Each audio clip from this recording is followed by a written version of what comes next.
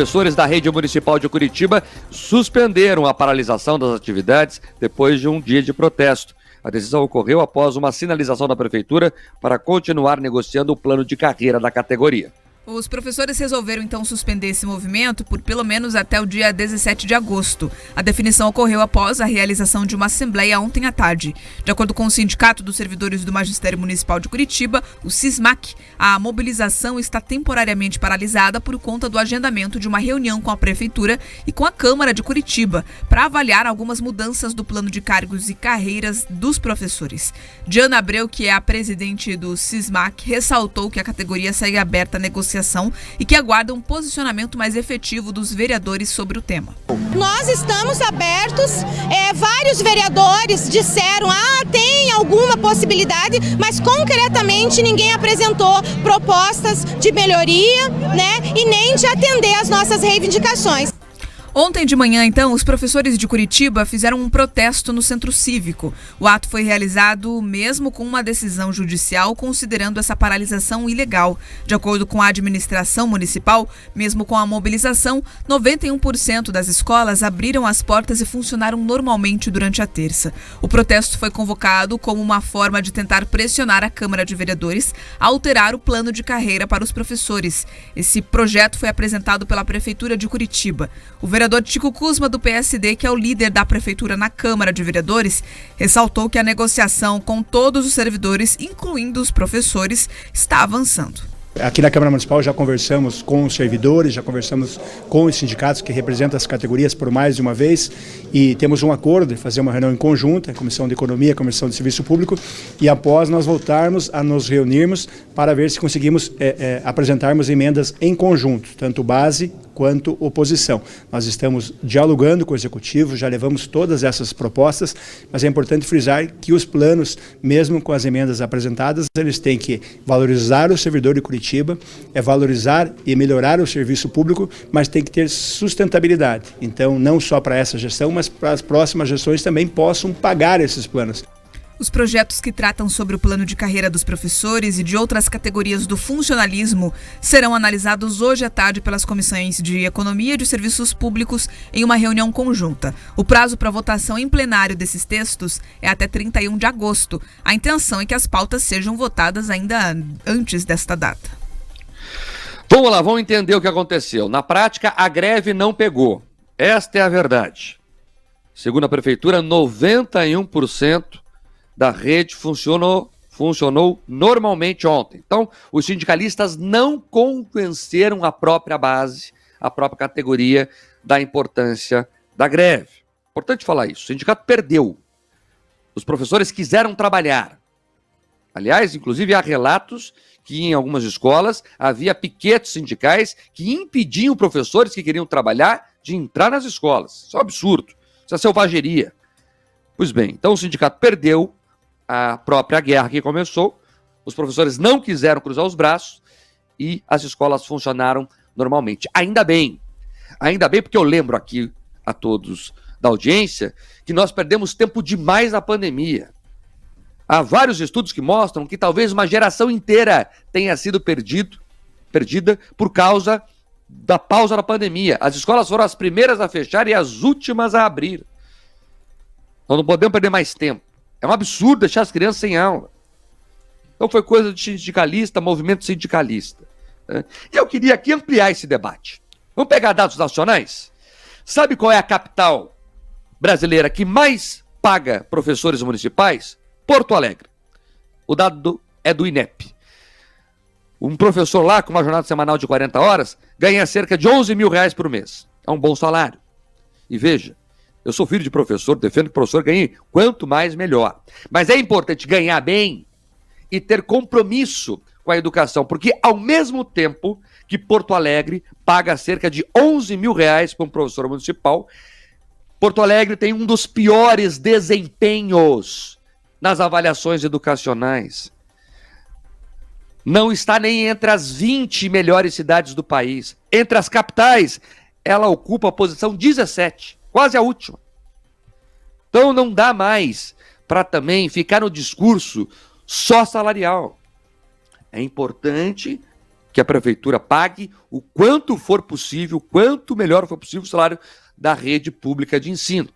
Agora, é importante também que o sindicato, além de reclamar do salário, também se preocupe com outros fatores que também trazem qualidade ao ensino público. Lá em Porto Alegre, por exemplo, um dos problemas é a formação acadêmica. Você vai dizer, Marco, mas você está louco? Como assim a formação acadêmica? É porque é o seguinte, tem professor lá em Porto Alegre que fica, Bia, Pedroso, ouvintes, 6 anos fora da sala de aula, ganhando. Mas 6 anos fora da sala de aula para ficar fazendo um curso, qualquer lá que seja. Fica viajando o mundo com a prefeitura pagando. Então, será que não está na hora de a gente rever isso aqui em Curitiba, por exemplo? Então, o debate salarial é importantíssimo, mas ele por si só não resolve a educação. E aí, quando os dados foram divulgados lá na capital gaúcha, mas peraí, o ensino aqui custa caro e não traz resultado? Aí sabe qual foi a desculpa do sindicato, Pedro? A culpa é das crianças. É a situação socioeconômica que não permite que elas aprendam mais. É um absurdo. Nunca o sindicato se olha no espelho e percebe ou admite a sua pouca competência. Vamos lá. É o interesse sindical prevalecendo de uma vez atrás da outra. Esse dado que você traz a respeito de Porto Alegre é um escárnio para todos nós, porque querendo ou não, todo o sistema público ele sai dos nossos bolsos. Não é porque a prefeitura de Porto Alegre, ali tem fundo de participação dos municípios que sai dinheiro do Brasil inteiro que contribui. Então, é uma vergonha. E tratando da questão aqui de Curitiba, quem acompanhou o Jornal da Manhã ontem já sabia, trouxe aqui, esse era um movimento sindical, não era um movimento da base dos professores, do conjunto. E os números agora mostram isso. Quem viu imagens da manifestação percebeu. Foi algo esvaziado. Esvaziado, não tinha quase ninguém. Tava ali meia dúzia de professores ligados ao sindicato ou que tem uma visão ideológica mais acurada. Fora isso, os outros professores queriam conversar, queriam diálogo. E mais do que isso, quando os professores se colocam numa posição de desrespeitar uma decisão judicial, eles transmitem um péssimo exemplo. E quando a gente também olha e dá um passo atrás, percebe o seguinte, espera lá, então quer dizer que o processo ainda está andando, o projeto ainda está ali na CCJ, avançou ontem, os vereadores estão discutindo. Então qual é o motivo da greve ter sido deflagrada ou eles terem chamado para essa manifestação? Nenhum. A greve costuma ser o último recurso. Tentou todas as mesas de negociação, tentou conversar, tentou ser recebido, tentou dialogar, não conseguiu, greve. É isso que tradicionalmente os movimentos trabalhistas fazem. Mas nesse caso, o sindicato aqui de Curitiba utilizou como um instrumento de pressão, ignorando a necessidade das famílias curitibanas, daquelas que precisam sim deixar seus filhos na escola para conseguir trabalhar. Então é uma vergonha isso que o sindicato faz. Também é uma maneira deles admitirem a pouca competência. Porque se eles fossem competentes, conseguissem representar bem a categoria, eles não precisariam ficar tentando usar os professores de massa de manobra, de elemento de pressão. Porque é isso, pegue bem, se eles estivessem ali, sentassem com os vereadores, conversassem, chegassem ali pro líder do governo, o Tico Kuzma, que falou aqui com a gente, olha, ó, esses são os pontos problemáticos, onde que dá para avançar, onde que não dá, esperasse a resolução, conversasse com a Secretaria de Governo, Educação, Administração, todas as secretarias e visse quais foram os resultados, levasse para a categoria tudo isso e discutisse. Mas não, eles chamam a greve porque muitas vezes, Mark, além de tudo, você consegue ali movimentar uma parafernália sindical, uma série de contratações, muitas vezes eles chegam, a pedir outras doações e contribuições. Então assim, não se iludam, o interesse do sindicato é atender o sindicato e aos dirigentes sindicais. Está muito longe de cuidar da educação e muito menos de atender o real interesse dos professores. Infelizmente, a gente percebe que essa gente se mantém e se prolifera. Felizmente, a maioria da categoria entende que é melhor esperar e negociar.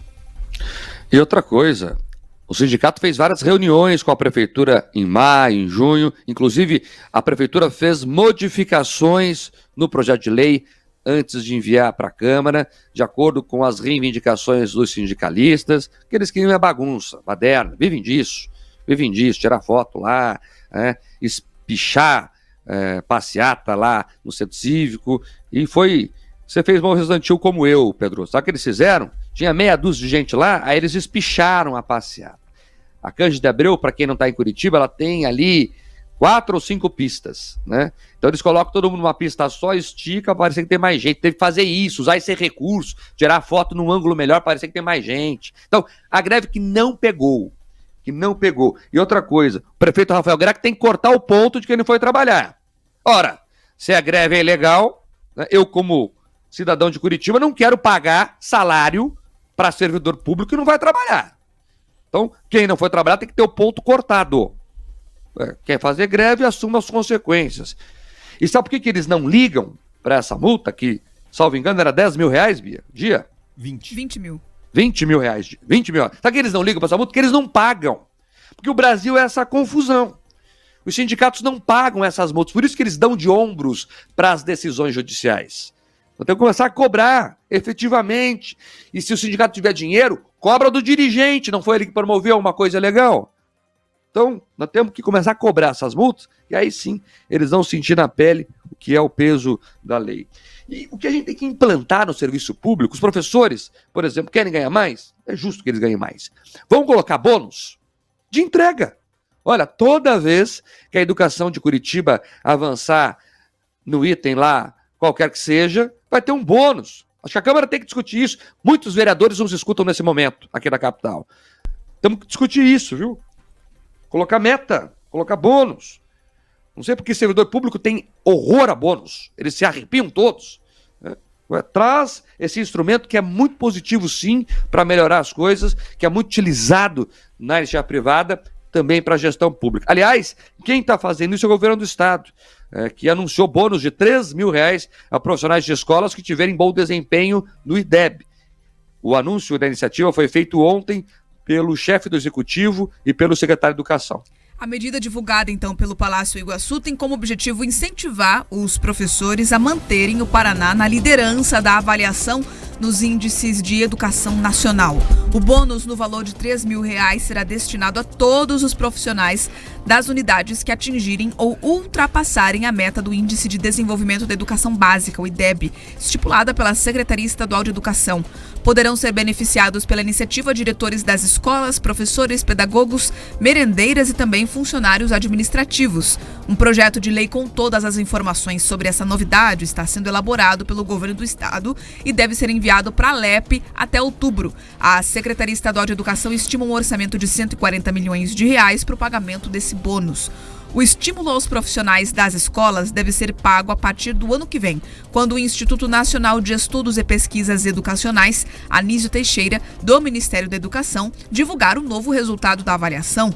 No último ranking, o Paraná ficou na liderança nacional do ensino médio. O governador Ratinho Júnior falou do desempenho paranaense nesse último IDEB. Vamos acompanhar. Hoje nós temos a melhor educação básica do Brasil, primeiro lugar, é uma grande referência do país, hoje o Paraná, fruto dessa união dos professores, dos nossos diretores, dos pedagogos, da Secretaria da Educação, que tem uma visão muito próxima, né, dos nossos professores e da comunidade.